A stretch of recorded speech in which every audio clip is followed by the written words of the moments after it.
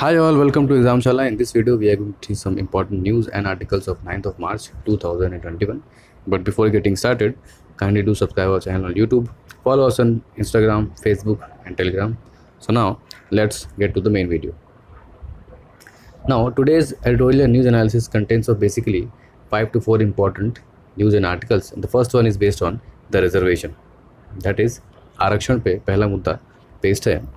उसमें ये कह रही हैं कि अभी रिसेंटली सुप्रीम कोर्ट ने एक जजमेंट दिया है एक रिव्यू पिटिशन को कि क्या ये जो 50% वाला जो केस है, आपको पता होगा सबसे पहले कि 1979 में सेकंड बैकवर्ड क्लास कमीशन, जिसको मंडल कमीशन भी कहते हैं, मंडल कमीशन ने अपनी एक रिपोर्ट दी थी और उसमें कहा था कि सोशली एंड एजुकेशनली और इकोनॉमिकली बैकवर्ड क्लासेस को 27% रिजर्वेशन मिलना चाहिए, यानी कि SC/BC को जो है 27% रिजर्वेशन मिलना चाहिए. उसके आधार पर 1992 में जो VP सिंह की गवर्नमेंट है उसने यह आरक्षण OBC को एक्सटेंड किया था. लेकिन जिसका केस किया गया था, जिसको चैलेंज किया गया था सुप्रीम कोर्ट में on the Indra Sawhney movement, और उस इंदिरा सोनी जजमेंट में सुप्रीम कोर्ट ने कहा था कि ये जो आरक्षण है, ये आरक्षण 50% से अधिक नहीं होना चाहिए. ठीक है, तो आपको क्या है कि गरीब लोगों को या ऐसे लोगों को जो समाज के शोषित हैं, वंचित हैं, सामाजिक रूप से प्रताड़ित लोग हैं, निचले तबके के लोग हैं, उन्हें आरक्षण तो देना है,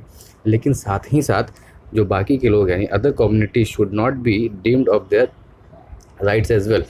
दूसरा कि एफिशिएंसी नाम की भी कोई चीज़ होती है. अगर आप 100% आरक्षण दे देंगे और सिर्फ इसी बेसिस पे किसी को अपॉइंटमेंट मिलेगी कि वो किसी सोशली डिप्रेस्ड क्लास या बेगन क्लास या फिर प्रताड़ित क्लास से आता है, उसकी इकोनॉमिकली और सोशल कंडीशन अच्छी नहीं है, तो कॉम्पिटेंसी का क्या होगा.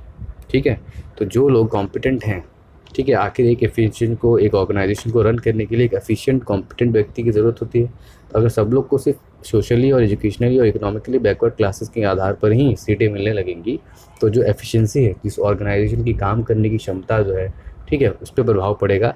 इसलिए सुप्रीम कोर्ट ने उसमें ये ऑर्डर दिया कि ऐसे आरक्षण जो है वो 50% ही हो सकते हैं, यानी कि कुल रिक्त पदों में से आधा ही आप दे सकते हैं. आधा 50% से किसी भी सूरत में ये ज़्यादा नहीं होना चाहिए, क्योंकि उस ऑर्गेनाइजेशन की या उस बॉडी की या उस कंपनी की, उस इंस्टीट्यूशन की एफिशिएंसी को बनाए रखना भी मुख्य काम होता है. क्योंकि अगर सब लोग वैसे ही आ जाएंगे या सब लोग सिर्फ आरक्षण के आधार पर ही आ जाएंगे, तो जो सही जेन्युइन व्यक्ति है, जो ऑर्गेनाइजेशन की काम करने की जो क्षमता है, वो कहीं ना कहीं कॉम्प्रोमाइज़ हो जाएगी. तो इस तरह का जजमेंट जो है वो इंदिरा सोनी केस में आया था. तो हमारे लिए इस आर्टिकल से रिलेटेड, रिजर्वेशन से रिलेटेड एग्जाम में क्या जानने की चीज़ें हैं, उसका ये कंपाइलेशन है. तो सबसे पहला कंपाइलेशन ये है कि 1979 में एक बैकवर्ड कमीशन, इसको मंडल कमीशन कहते हैं, उन्होंने रिपोर्ट दी कि SC/BC को 27% आरक्षण मिलना चाहिए, जिसे इंडिया में OBC करके अभी फ़िलहाल में यह आरक्षण मिल रहा है.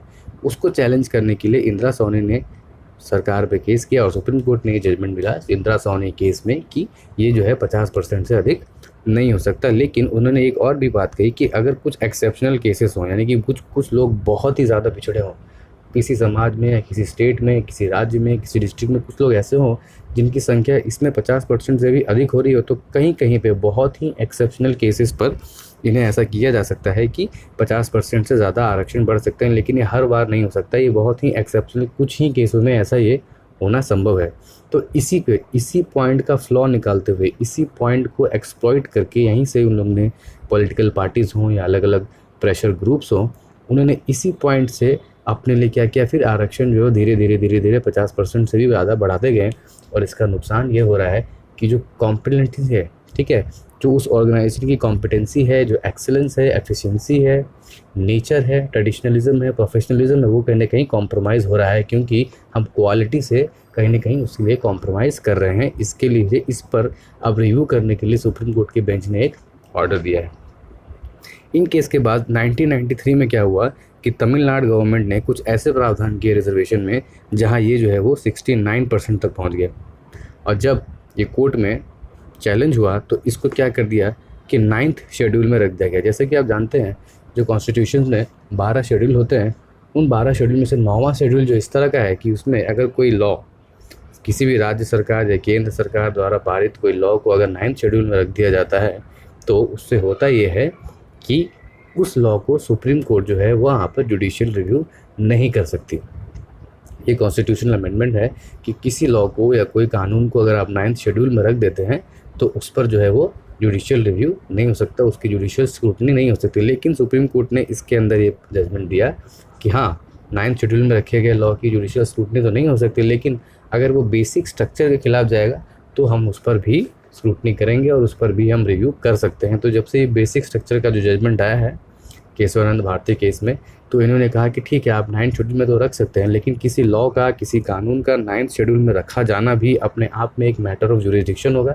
उस रखे जाने को भी हम चैलेंज कर सकते हैं based on the defamation of और based on the it's going against the basic structure, यानी कि संविधान के मूल ढांचे के खिलाफ अगर हो जा रही है बेसिक स्ट्रक्चर के खिलाफ, तो हम 9th शेड्यूल में रखे हुए लॉ पर भी जुडिशियल रिव्यू दे सकते हैं। तो ये एक तरह का जो है वो जुडिशियल ओवररीच आप कह सकते हैं, जुडिशियल एक्टिविज्म का पार्ट था कि जहाँ जुडिशरी ने अपने आप को लेजिस्लेटिव और एग्जीक्यूटिव दोनों से ऊपर साबित कर दिया और कहा कि हम किसी भी लॉ को, चाहे वो किसी भी शेड्यूल में हो, इस बेसिस पे कि वो बेसिक स्ट्रक्चर के अगेंस्ट जा रहा है या नहीं, हम उसको जजमेंट कर सकते हैं और इसकी भी जजमेंट दे सकते हैं कि क्या उसका 9th शेड्यूल में रखा जाना सही है या नहीं। ठीक है, इसके आगे अब देखते हैं क्या होता है। फिर 2007 में उसी रूल को जब मैं बताया कि तो तमिलनाडु केस में 69% आरक्षण गया था, तो उसको चैलेंज किया गया और उसी चैलेंज को फिर उन्होंने बताया कि can be challenge on the grounds of basic structure के ग्राउंड पे 9th शेड्यूल में रखे हुए लॉ को भी हम चैलेंज कर सकते हैं। फिर 2019 में 103वां अमेंडमेंट आता है और वो जो है आर्थिक रूप से पीछे EWS को 10% रिजर्वेशन देता है। तो ये टोटल आरक्षण की कहानी हम देख रहे हैं। 1979 से हो गया, फिर 1992 से हो गया, फिर तमिलनाडु केस हुआ, उसके बाद अभी 2019 में जो है सवर्णों को, गरीब सवर्णों को 10% आरक्षण दिया गया है। तो इन सब केस को देखते हुए महाराष्ट्र गवर्नमेंट ने भी मराठा आरक्षण की मांग की थी, जो उन्होंने पहले तो कहा था कि हम 16% देंगे, लेकिन जब बॉम्बे हाईकोर्ट में गया तो उन्होंने कहा कि नहीं, ये 50% की सीमा से बाहर जा रहा है, तो आपको केवल और केवल इसे 12 से 13% ही आरक्षण देना होगा। तो ये लॉ, ये कानून फिर सुप्रीम कोर्ट में जाता है और सुप्रीम कोर्ट अब फाइनली ये डिसाइड कर रही है कि क्या हम मंडल कमीशन की जो रिपोर्ट है उस पर फिर से विचार कर सकते हैं, क्या हम इस कमीशन की रिपोर्ट पर हमें रिव्यू करना चाहिए कि मंडल कमीशन का जो रिपोर्ट 1979 में आया था, अब वो 1979 और आज है 2021, क्या वो लोग जो 1979 में सामाजिक और आर्थिक रूप से पिछड़े थे, एजुकेशनली बैकवर्ड थे, क्या आज वो इतने बैकवर्ड हैं? क्या उनको आरक्षण लेने की ज़रूरत है? ठीक है, किन लोगों को मिलना चाहिए, नहीं मिलना चाहिए, सब का एक बड़ी बेंच को वो ऑर्डर करने की विचार कर रहे हैं, अभी तक हुआ नहीं है। तो जब इसमें और डिटेल आएंगी तो अब इसके बारे में पढ़ेंगे, तो इन पे ये 2 पॉइंट निकल के आते हैं कि क्या ये मंडल कमीशन को रिव्यू करेंगे और क्या वो मंडल कमीशन की रिपोर्ट जो 1979 में आई थी वो क्या आज भी वैलिड है। ठीक है, कुछ और लोगों को इसमें जोड़ना चाहिए या कुछ लोगों को इस व्यू से निकालना चाहिए, इस पर जजमेंट अब धीरे धीरे होगा। ये पॉलिटिकल डिस्कोर्स में अब आते रहेगा, इस पर एक्सपेंड सीरीज़ वगैरह आती रहेगी, तो हम इसको और डिटेल में देखेंगे। बट इतना हमारे काम के हिसाब से ये चार्ट जो है अभी तक देश में, भारत में आरक्षण किस तरह से आया, कैसे कैसे बढ़ा, किन को मिला, उस पर हमने एक पॉलिटी के हिसाब से, जुडिशरी के हिसाब से और कॉन्स्टिट्यूशन के हिसाब से एक एनालिसिस किया। अब बढ़ते हैं दूसरी न्यूज़ की तरफ। Centre is planning to set up a wildlife research. ठीक है, गुजरात में, जैसे कि GPSC की एग्ज़ाम होने वाली है 21 मार्च को, तो उसके लिए इंपॉर्टेंट है कि गुजरात में एक वाइल्ड लाइफ रिसर्च सेंटर जो है वो centre is going to establish on that. ठीक है, that is why because of the basis of recently some tigers are dying due to the canine virus. ठीक है, initial 2017-18 there used to be a canine virus in the tiger which caused their death, and approximately 300 to 400 tigers died. So in order to save the life of these tigers, the government is planning to organize a research center in Gujarat near Gir. So Environment Ministry has also announced, just like on the base of Project Rhino, okay, Project Elephant, Project Tiger. So the government of India is also in the line to decide the Project Lion based on the extinction of the Asiatic lion. जैसे कि हमने बताया कि Asiatic lion का recently कल के paper में देखा था कि 400 से ज़्यादा इस साल में 313 टाइगर्स और लायंस गॉट डेड। ठीक है, they got died because of some diseases और माल न्यूट्रिश्ड फूड और meats having low quality meats, and that is why in order to save the lives of Asiatic tiger, because we know in India only tigers are found only in the Gir region and that are also Asiatic lion. So these Asiatic lion are our what? Kind of an environmental heritage. In order to save this environmental heritage, we need to protect those lions, and that is why on the lines of Project Environment or Project Tiger, Elephant, Lion is getting established. So what is point of important is a project Lion is getting to be established where at Gujarat along with a wildlife research center. Now one of the important international news is coming that India has been included in the unified approach by the UN. So United Nations, that is United Nations had made a dialogue that is called unified approach. Unified approach के नाम से एक dialogue की स्थापना की जा रही है यूनाइटेड नेशन द्वारा, जहाँ पर इंडिया, चाइना, पाकिस्तान, रशिया और यूएसए, ये 5 पार्टीज़ मिलकर अफ़गानिस्तान में जो हो रही पीस डील है, जो पीस प्रोसेस है, वहाँ पे अमेरिका जो है वो अपनी सेना को वापस बुला रहा है. उन सेना को वापस बुलाने के बाद वहाँ की सिचुएशन क्या होने वाली है, कंडीशंस कैसे बदलेगी, तालिबान के हाथ में पावर कैसे जाएगी, किस तरह से तालिबान और अफ़गान गवर्नमेंट के बीच में पीस प्रोसेस होगा, अफ़गानिस्तान में आगे की राह क्या होगी, इंफ्रास्ट्रक्चर डेवलपमेंट कैसे होगा, ह्यूमन डेवलपमेंट कैसे होगा, इन सारी चीज़ों को ध्यान में रखते हुए, पीस प्रोसेस में इंक्लूड करते हुए यूएन ने, खास करके यूएसए ने इंडिया को सपोर्ट किया है और इंडिया को इस पार्टी में एक नेगोशिएटिंग मेंबर बनाया है. ये क्या करता है, तो ये जो हमारी इंटरनेशनल क्लाउड है, साउथ एशिया में जो हमारा क्लाउड है, हमारा दबदबा है, हमारा वर्चस्व को एक और इंक्रीमेंट देता है. पहले हम इसके पार्ट नहीं थे. क्यों नहीं थे? क्योंकि पाकिस्तान नहीं चाहता था कि इंडिया किसी भी तरह से अफ़गानिस्तान में रोल में आए, और अफ़गानिस्तान जो एक लैंड लॉक्ड कंट्री है, उसके किसी भी अंदर के एग्ज़िट या एंट्री के लिए पाकिस्तान ही इम्पॉर्टेंट है. ठीक है, तो पाकिस्तान एक की प्लेयर है जब अफ़गानिस्तान की बात आती है. वहाँ कोई मोबिलिटी करना हो या कोई ऑपरेशन करना हो या मिलिट्री उतारनी हो, तो पाकिस्तान हमेशा इस तरह से इतने अच्छे से जोग्राफिकल लोकेशन में प्लेस्ड है कि ना चाहते हुए भी बहुत सारी कंट्री को उससे बात करना पड़ा था, और इसी वजह से पाकिस्तान के हाथ में एक काइंड ऑफ वीटो पावर थी, और इसलिए वो हमेशा इंडिया को इस प्रोसेस में आने से मना कर रहा था. लेकिन अब जब यूनाइटेड स्टेट्स ने और अदर कंट्रीज़ ने उस पर जोर डाला है, तो इंडिया जो है वो अब इस नेगोशिएशन पार्ट का मेंबर बन गया है. तो ये हमारी डिप्लोमेसी के लिए एक बहुत बड़ी अचीवमेंट है, क्योंकि आपको पता है कि हम पहले से ही अफ़गानिस्तान में बहुत से अच्छे काम कर रहे हैं. वहाँ के क्रिकेटर्स को ट्रेनिंग दे रहे हैं, वहाँ के पुलिस ऑफिसर्स को ट्रेनिंग दे रहे हैं, नर्सेस को, डॉक्टर्स को. वहाँ का सलमा डैम हमने बनाया है, वहाँ का अफ़गानिस्तानी पार्लियामेंट हमने बनाया, और 3-4 डैम बना रहे हैं, इलेक्ट्रिसिटी प्रोजेक्ट बना रहे हैं, कल्चरल एक्सचेंज कर रहे हैं, वहाँ के क्रिकेटर्स को सिखा रहे हैं. ठीक है, यहाँ से लोगों के बीच, वहाँ के लोगों के बीच में व्यापार करवा रहे हैं. तो इस तरह से जो goodwill, human to human contact हम बढ़ा रहे हैं, उसी का रिजल्ट है कि इंडिया ने जो इंडियन डिप्लोमेसी, जो इंडियन फॉरेन पावर, इसको कहते हैं सॉफ्ट पावर डिप्लोमेसी, इसको कल भी हमने डिस्कस किया था किस तरह से चाइना उसको इंडिया के अगेंस्ट यूज़ करने वाला है using the Buddhist circle. So we are now using this soft power diplomacy and this has paved the way. Okay, the time has reap. जो सॉफ्ट पावर डिप्लोमेसी इंडिया ने हमें एक gift दिया है कि हम वहाँ पे पीस प्रोसेस में पाकिस्तान के अपोजिशन के बाद भी हम वहाँ पर खड़े हैं. पाकिस्तान वहाँ पर इम्पोर्टेंट इसलिए हो जाता था क्योंकि अफ़गानिस्तान जाने का रास्ता एकमात्र पाकिस्तान से ही है, और पाकिस्तान को वहाँ से वीटो मिली हुई थी. लेकिन अब उसके वीटो का कोई यूज़ नहीं रह गया है, बिकॉज बहुत सारी कंट्रीज़ ने उनको फोर्स किया है कि इंडिया को आपको इस पीस प्रोसेस में लाना ही होगा. साउथ एशिया में इंडिया एक बहुत बड़ा प्लेयर है, और जब तक इंडिया इंक्लूड नहीं होगा साउथ एशिया में शांति और स्थिरता, यानी पीस एंड स्टेबिलिटी नहीं आने वाली है. तो डैट इज़ वेरी इंपॉर्टेंट, और इसमें आगे और भी अगर वार्ता होंगी तो उसका हम फॉलोअप लेते रहेंगे और इसके ऊपर एडिटोरियल लाते रहेंगे. We will discuss it. National commission for minorities. Second news is, आपको पता है कि देश में माइनॉरिटीज़ की रक्षा के लिए, उनके अधिकारों की रक्षा के लिए, उनके राइट्स को देखने के लिए, उनकी सिचुएशन को देखने के लिए, एजुकेशन, क्वालिटी, कल्चर, उन सबको मेंटेन करने के लिए कॉन्स्टिट्यूशन ने भी प्रोवाइड किया है, और इसी बेस पे नेशनल कमीशन ऑन माइनॉरिटीज़ का गठन हुआ है. ठीक है, तो इसमें कायदे से 7 मेंबर होने चाहिए. ठीक है, जिसमें से 1 चेयरमैन, 1 वाइस चेयरमैन और बाकी के 5 मेंबर. लेकिन हाल ही में पता चला है कि इसमें से 6 मेंबर हैं वो ऑलरेडी रिटायर हो चुके हैं या रिटायर होने वाले हैं, और बाकी मेंबर्स की सरकार ने अभी तक कोई नियुक्ति का प्लान या कोई अपॉइंटमेंट का प्लान अभी तक बनाया नहीं है. There is no plan for appointment of the rest of the 6 members, and that is why this situation is alarming, and this matter has went to the High Court, and High Court has slammed the government, especially the Delhi High Court, that what are you doing?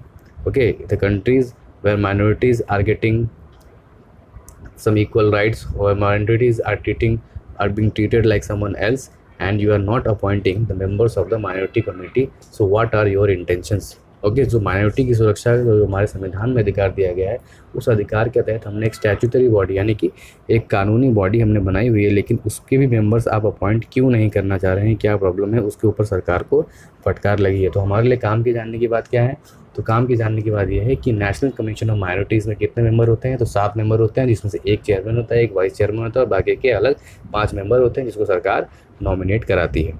और India में कौन कौन से किन किन लोगों को minority status मिला हुआ है, So there are 6 minority status, that is Muslim, Christian, Sikh, Buddhist, Jain and Parsi. These are the minorities in India. Based on what? Based on the religious line. And since also on the religious line their population is also low. So the very first minority is Muslims, then Christians, Sikh, Buddhist, Jain and Parsi. बहुत बार इसको आपको line में arrange करने के लिए आता है, तो पहले 3 तो अरेंज कर लेते हैं, लेकिन Buddhist, Jain and Parsi. So among this 3 maximum number are Buddhist, then Jain and last one is Parsi.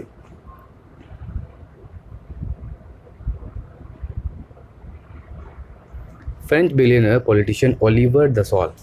अभी आपने राफेल काफ़ी न्यूज़ भी सुना होगा. तो राफेल ग्रुप के जो मालिक हैं दसॉल एविएशन, उसके जो डायरेक्टर हैं Olivier Dassault, he belong to the political and business class of the French administration and French government, had recently died in an accident. So he was a person in news.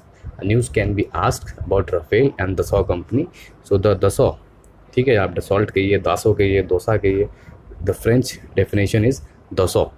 Dassault company के जो chief थे, that is Oliver Dassault, has been killed in a helicopter crash.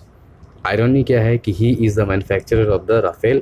सो सारी ज़िंदगी उनकी plane बनाने, उड़ाने, उसके व्यापार, उसके एक्सपोर्ट, उसके बिजनेस में लग गई, और finally he died also in a helicopter crash. तो he is the person in the news and his name can be asked, और इस can be asked that which company is the major manufacturing company of the Rafale jet along with France government. So it is Dassault Aviation, which उसके साथ कौन सी company है, तो Reliance group की जो छोटे वाले भाई हैं मुकेश अंबानी की कंपनी रिलायंस भी उसमें साथ में है. वो क्या करेगी, उनके स्पेयर पार्ट्स को बनाने का उसका कॉन्ट्रैक्ट मिला हुआ है जो इंडिया में ही बनाएंगे.